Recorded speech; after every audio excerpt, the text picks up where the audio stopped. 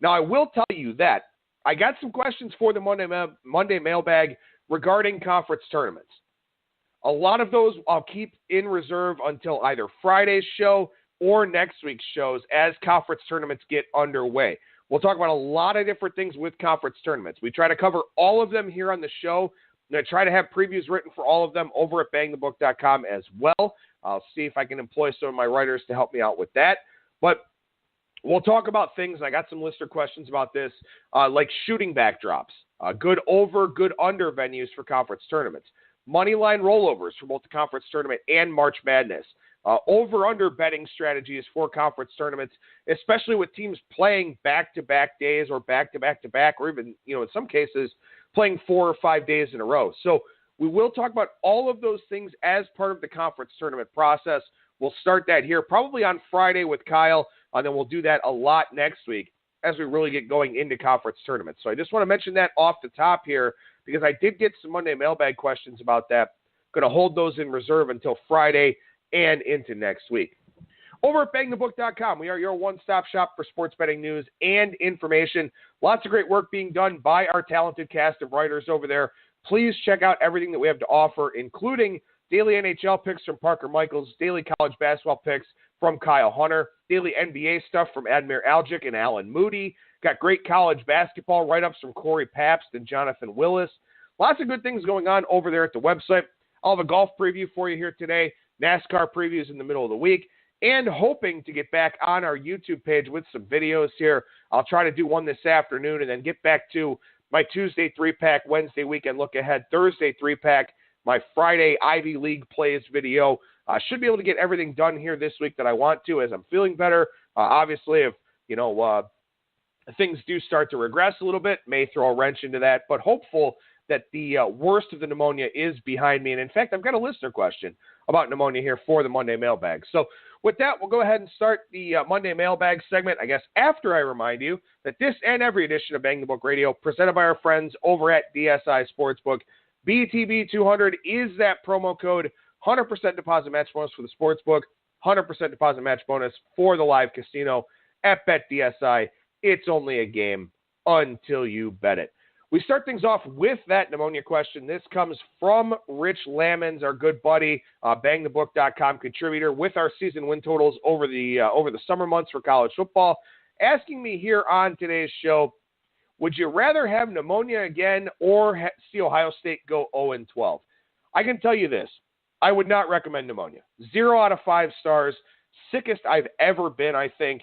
The endless misery of having of having something like that. And obviously you can hear I'm still dealing with some of the residual cough there. But, man, my side hurts. You just feel loopy. You feel all out of whack. It's brutal. I'd much rather see Ohio State go 0-12 because, quite frankly, it doesn't affect me that much. And, say what you will about my fandom or whatever else, but and it could be recency bias working into the equation here. But, man, I will tell you, I do not wish pneumonia on anybody. Man, it was not fun. But I can tell you a couple things about getting pneumonia. 1, Southpaw, movie on Netflix, very, very good. 2, Letterkenny on Hulu, absolutely hilarious show. I will say this. It's probably not in your best interest to watch a show that makes you laugh when you have pneumonia. But when it came to Letterkenny, I'm very happy I started that show. Definitely something, if you're looking for something mindless to watch on television, I'd highly recommend that. By the way, Hulu also has ER, which is a phenomenal show. Home Improvement was pretty good. The League, all the seasons of The League are on Hulu. So if you don't have Hulu, I would highly recommend that. I've just found out how good the programming lineup is on there with being sick. So if you're looking for something to watch here, I highly recommend Hulu. I know everyone likes Netflix, and You was a very good show on Netflix. Wife and I finished that a little while ago. But I highly recommend Hulu. And, no, I'm not getting any sort of affiliate kickback from Hulu or anything like that. But, hey, when you get sick, you get the chance to maybe catch up on some shows, kind of relax a little bit. So that is kind of what I did last week. And obviously it put me way behind with everything, which is a big pain in the ass. But trying to catch up with everything here this week. And, thanks to Rich for that question. And I think the second part of Rich's question here is actually a pretty interesting thing to talk about. And he says, one of my focuses this past football season was recording my number to the closing number to see how much closing line value I had on a play or lack of in some cases.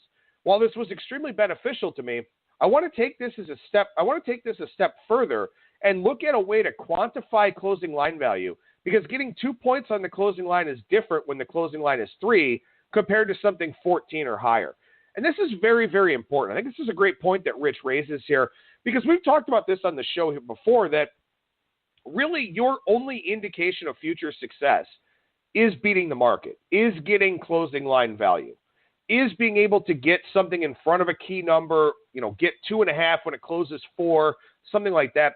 This is very, very important. And as Rich alluded to in that question there, not all closing line value is created equal. And he's completely right. If you get 3 points on a line that goes from 14 to 17, that's awesome. If you get 3 points on a line that goes from 2 to 5, that's fantastic. That's incredible. That's something you really want to look to bank on in the future.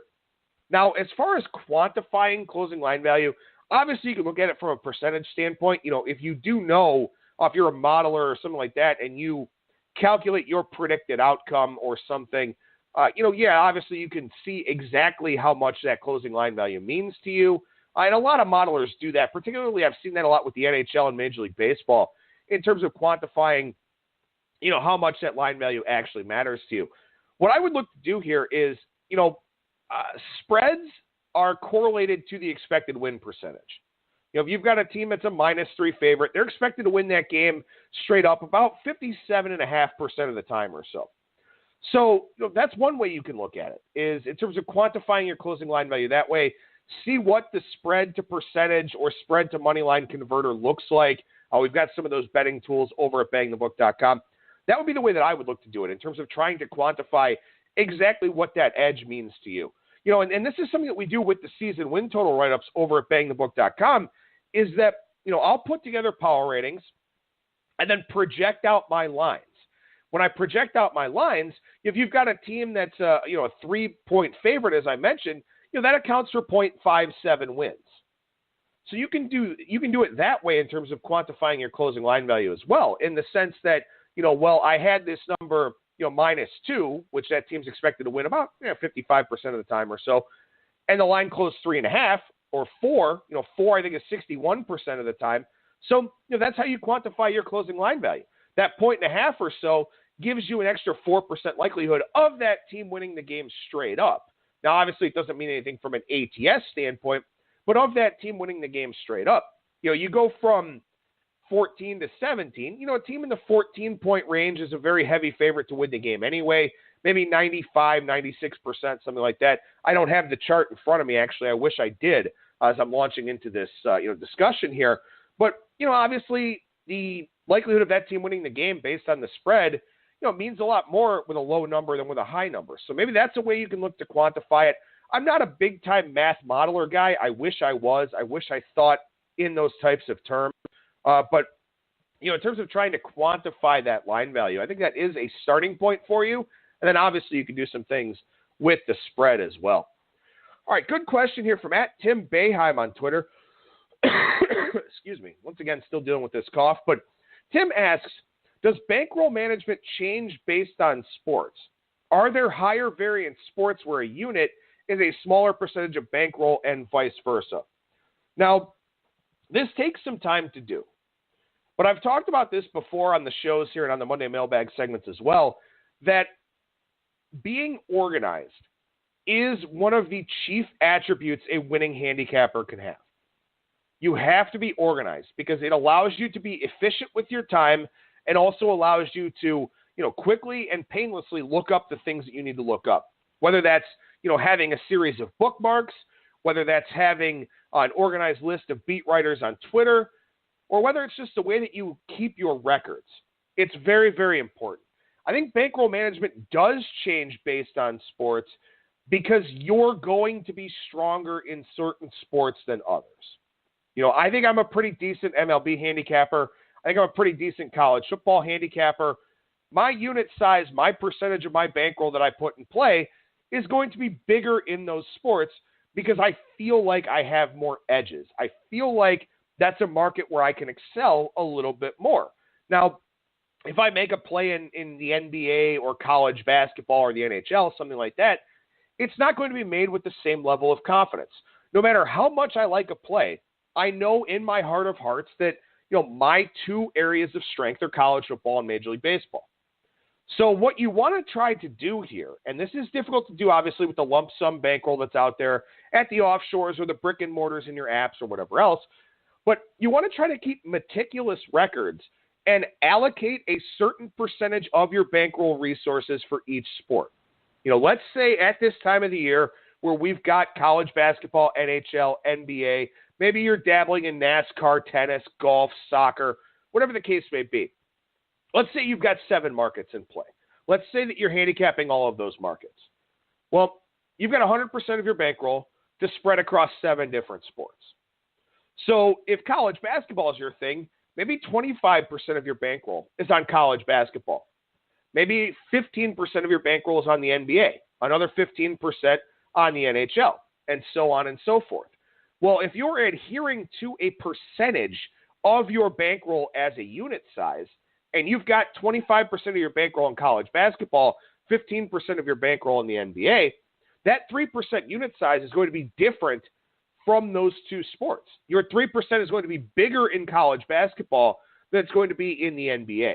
So that's the way that I would look to do it if this is something that you want to be serious about. You do have to put in the time to handicap, but you also have to put in the time to set up the infrastructure. That's very important as well. So I would have, obviously you're going to have one big bankroll, but with your personal record keeping, have separate bankrolls for each sport. And then you've got your 2% equals X, 3% equals Y, so on and so forth. And then at the end of the week or at the end of 2 weeks, when you reassess your bankroll, then your 2% becomes Z and your 3% becomes A in terms of your bet size. So I do think that this is something you definitely want to do. I don't think you want to do it based on what you perceive to be the variance level of the sport. And you want to do it based on what you perceive to be your strengths and weaknesses.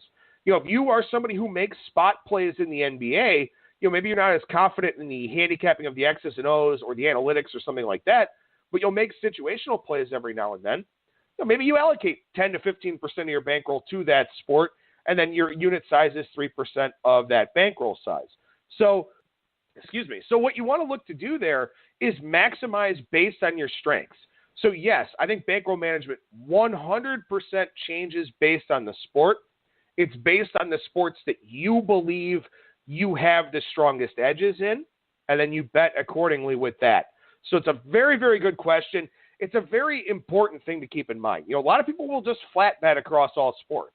And while there's nothing wrong with doing that, think about it. Let's say that you've got a $1,000 bankroll, right?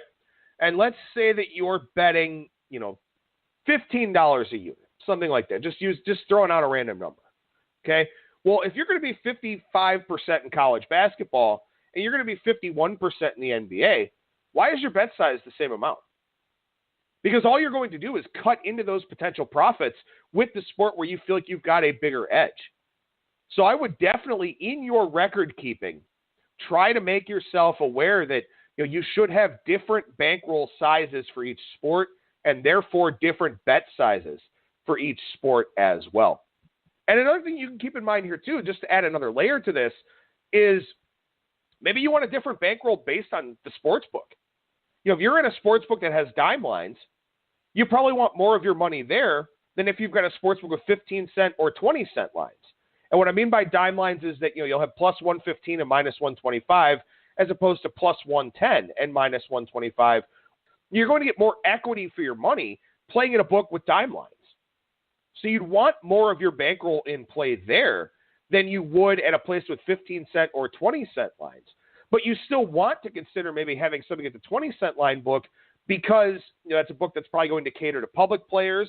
So maybe you get some more value on unders or something like that. You don't want to dismiss that book, but I think your bankroll should change based on the characteristics of that sports book as well, to the point where you're getting as much equity as you possibly can out of a dime line book or out of a 20-cent line book, something like that.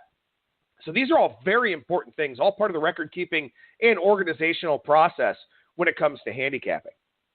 At Secret Spy 73, longtime listener of the show here, asking, do you have any thoughts on who you would bet pertaining to who hits the most home runs this year? Actually, yes, I do. And in fact, I will have an article about this in my MLB betting guide.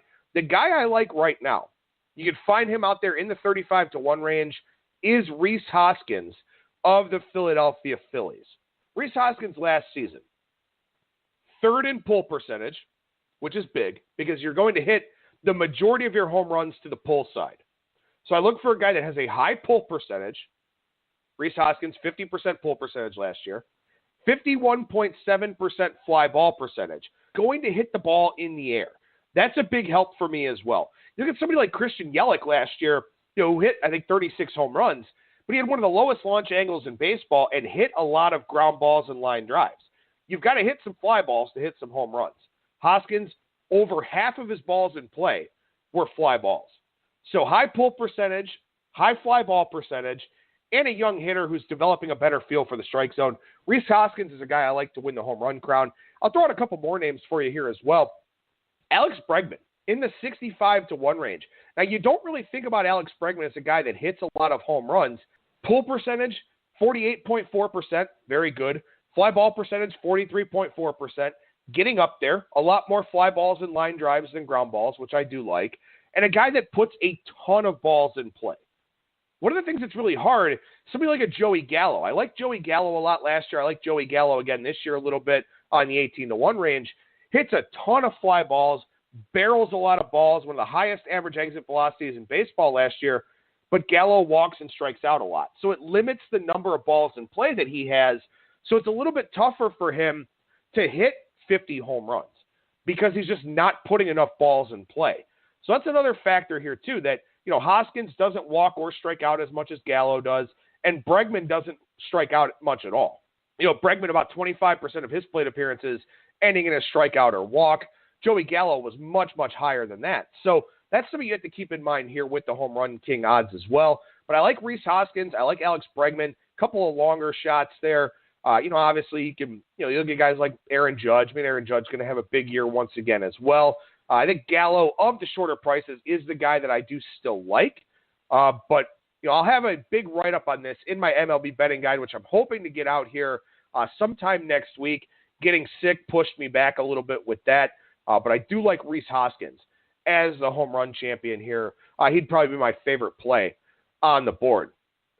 Let's talk about the Cubs PECOTA projection. I thought this was a pretty interesting question coming to me on Twitter from @AntL_SportsKeg. What do you think of PECOTA? Obviously terrible win-loss projection for the Cubs.